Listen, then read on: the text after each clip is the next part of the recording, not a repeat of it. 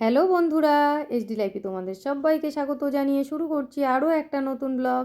কেমন আছো তোমরা সবাই? আশা করি ভালো আছো, আমিও ভালো আছি। তো তোমরা দেখতেই পাচ্ছ আজকের ব্লগটা কিন্তু আমি রান্নাঘর থেকেই শুরু করেছি। আর প্রথমেই রান্না করে নিয়েছি ভাত। তারপরে দেখো এখানে ফুলকপি আলুর তরকারি হচ্ছে মটরশুঁটি দিয়ে। তো ফুলকপিটা আমি হালকা ভাপিয়ে আগে ভেজে নিয়েছি, আর আলুটাও ভেজে নিয়েছিলাম। তারপরে একটু মশলা কষিয়ে তার মধ্যে আমি আলুটা দিয়ে দিয়েছি। তো এইবার ভালো করে আরেকটু কষিয়ে নেব, নিয়ে তারপরে জল দেব। আর এদিকে দেখো ডালটাও আমার হয়ে গেছে। তরকারি আর সেরকম কিছু করব না, কেননা কালকের দেখো একটু পালং শাক আছে, এটা একটু গরম করে নিলেই ডালের সঙ্গে হয়ে যাবে।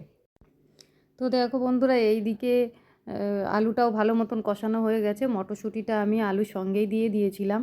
মশলাটা আগে একটু কষিয়ে নিয়েছি, নিয়ে আলুর সঙ্গেই মটরশুঁটিটা দিয়ে দিয়েছিলাম, দিয়ে তারপরে ভালো করে আবারও কষিয়ে নিচ্ছি।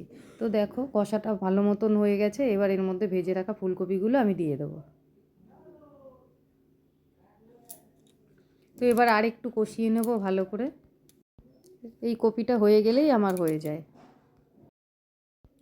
আর আজকে আমি সকাল সকাল কিন্তু কাজকর্ম সব সেরে স্নান করে নিয়েছিলাম। স্নান করে পুজো দিয়ে তবেই রান্নাঘরে এসেছি। সেই জন্য আর আজকে স্নান করার কোনো তাড়া নেই। এখন রান্নাটা হয়ে গেলেই ছেলেকে ভাত খাইয়ে দেব, তারপর নিজেরা খেতে বসবো।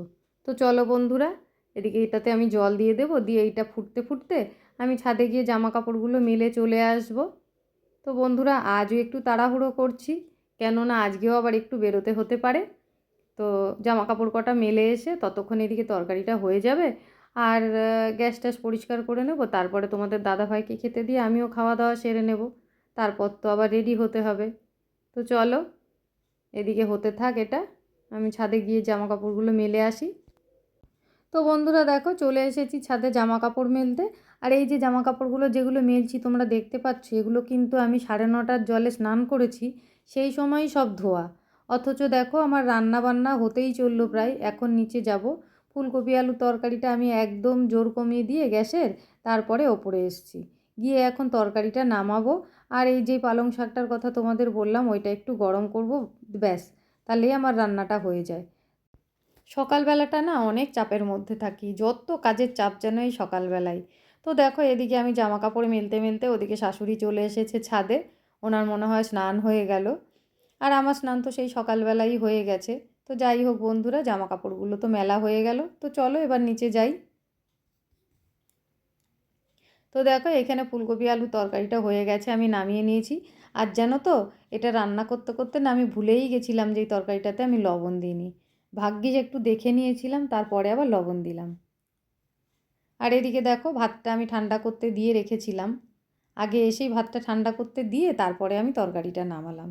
আর এদিকে একটা ডিম সেদ্ধ করে নিয়েছি। আজ একটা ডিমই ঘরে ছিল, তো একটাই আমি সেদ্ধ করে নিয়ে নিয়েছি ছেলেকে খাওয়ানোর জন্যে। তো বন্ধুরা, ছেলেকে খাওয়ানোর পর তারপরে ওদিকে যে টুকিটাকি কাজগুলো ছিল সেগুলো সেরে চলে এসেছি আমি আমার নিজের খাবারটা নিয়ে। আর তোমাদের দাদা ভাই তো আগে খাওয়া দাওয়া করে তারপরেও ওর মতন কাজে বেরিয়ে গেছে। তো চলো খাওয়া দাওয়া সেরে নিই, তারপরে আবার আসছি। তো বন্ধুরা দেখো, আজও আমি রেডি হয়ে নিয়েছি, আজকেও আমাকে বেরোতে হচ্ছে। তোমরা তো দেখছোই প্রতিদিন ভিডিওতে কোনো না কোনো কারণে আমার বেরোতে হচ্ছে। তো আজকেও বেরোতে হচ্ছে। আজকে বেরোনোর কারণটা একটু দুঃখজনকই, কেননা আমাদের বাপের বাড়ির ফ্যামিলিতে একটা অঘটন ঘটে গেছে। আমার দাদা, মানে আমার জ্যাঠতো দাদা, কাল রাতে মারা গেছে। তো সেই জন্য আজ থেকে অশৌচ শুরু। যেহেতু ভোরবেলায় সব মানে শ্মশানের কাজকর্ম সেরে সব ফিরেছে, তো আজ থেকেই শুরু হয়েছে। তো মা, ঘরে গোপাল আছে, মা তো এখন গোপালকে দিতে পারবে না এই কয়দিন। তো সেই জন্য আমাকে ফোন করেছিল, বললো গোপালটাকে এসে নিয়ে যা। তো সেই জন্য এখন আমার বেরোতে হচ্ছে। দুপুরে খাওয়া দাওয়া করে নিয়েছি, এখন যাই। 3:30 মানে 3:25-এর ট্রেনটা ধরবো, আবার নিয়ে 6টার ট্রেনটাতে আমি চলে আসবো। তো চলো বেরোই এবার। তো বন্ধুরা দেখো, আমি ট্রেনে করে আসলাম। এসে এই যে স্টেশনের কাছেই আমাদের বাড়ি, বেশি দূরে না, হাঁটাই রাস্তা। তো হাঁটতে হাঁটতে চলে এসেছি দেখো বাড়িতে। আর অন্যদিন এসে আমি একজনকেই দেখি, মা বসে থাকে আমার অপেক্ষা করে। আজ দেখছি দুজনেই বসে আছে, ওইটা আমার মা আর এই দিকেরটা আমার মাসি। তো আমার মাসি কিন্তু ফোনের মধ্যেই ডুবে ছিল এতক্ষণ, যেই একটু ভালো করে বলেছি তারপরে দেখো হঠাৎ করে তাড়াতাড়ি এদিকে তাকিয়ে আবার ও নিজে কিন্তু নিজের শাড়িটা ঠিক করতে শুরু করে দিয়েছে। তো যাই হোক বন্ধুরা, গোপালকেও রেডি করে রেখেছে আমার মাসি, আমি আসবো আমার হাতে তুলে দেবে, তারপর দুজনে একসাথেই এখন রানাঘাটে ফিরবো। তো দেখো এই বাস্কেটের মধ্যে গোপালকে একদম ঘুম পাড়িয়ে রেখেছে। আমাকে বলল এবার তুই নিয়ে নে, বাড়িতে গিয়ে আবার আরেকবার সেবা দিয়ে তারপরে শয়ন দিয়ে দিস। তো চলো বন্ধুরা বাড়ির দিকে যাই। তো বন্ধুরা দেখো চলে এসেছি বাড়িতে। আর বাড়িতে এসে কাল বলেছিলাম তোমাদের যে আমি একটু বাজারে গেছিলাম, আর কি কি এনেছি তোমাদের দেখাবো। তো দেখো বন্ধুরা, আমি এটা আর বাইরে বার করে দেখালাম না।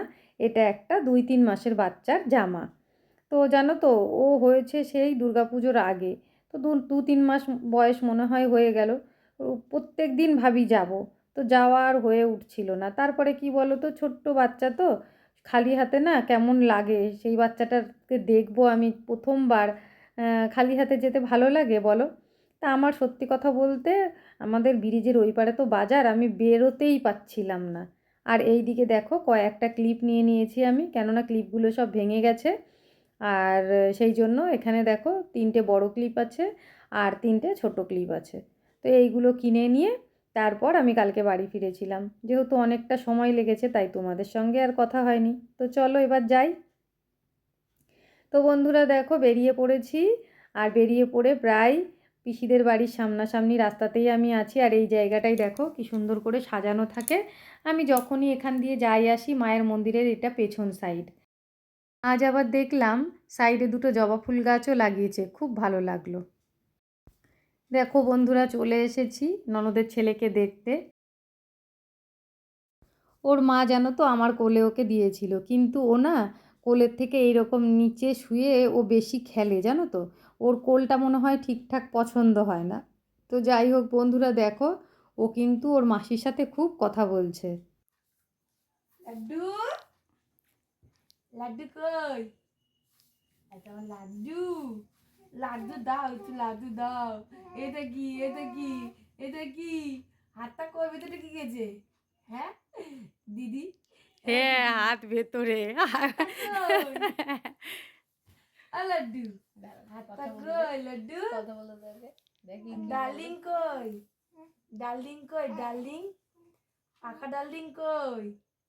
6 মাসের ডিভোর্স। হ্যাঁ, আসবে না বউ, এখন ডিভোর্স দিয়ে দিয়েছে। ডার্লিং কই? ও ওরে বাবা, নড়ে না তো। দাঁড়া না একটু, দেখি কি দেখ। তো বন্ধুরা দেখলে তো ওর মাসির সাথে কত কথা বলছে। তো যাই হোক বন্ধুরা, ওখানে অনেকক্ষণ বসলাম। আমার ননদ আমাকে চা নিমকি দিয়েছিল। তো ওটা অনেকক্ষণ ধরেই বসে বসে খেলাম আর গল্প করলাম। তো চলো বন্ধুরা, এবার বাড়ির দিকে যেতে হবে, কেননা রাতে গিয়ে আবার কি কি খাওয়া দাওয়া হবে না হবে সেই বুঝে আবার রান্নাঘরে ঢুকতেও হতে পারে। তো চলো বাড়ির দিকে যাই। এসেছি, কোথায় গেছিলাম তোমাদের তো দেখালাম। তো এতক্ষণে বাড়িতে আসলাম। আসলে কি বলো তো, গল্প করতে তো ভালোবাসি, তাই যেখানেই যাই না কেন একটু গল্প করতে বসে গেলে না সময় জ্ঞান থাকে না। তো কথা বলতে বলতে দেখো 9টা বেজে গেছে, এতক্ষণে আমি বাড়ি আসলাম। তো বন্ধুরা আজকের ভিডিওটা তোমাদের কেমন লাগলো অবশ্যই কিন্তু কমেন্ট করে জানিও। আর যদি ভালো লেগে থাকে তাহলে লাইক কমেন্ট শেয়ার করে দিও। আর যদি চ্যানেলে নতুন হয়ে থাকো চ্যানেলটাকে সাবস্ক্রাইব করে আমার পাশে থেকো। তো চলো বন্ধুরা, আজকের মতন ভিডিওটা এই পর্যন্তই। টাটা বন্ধুরা।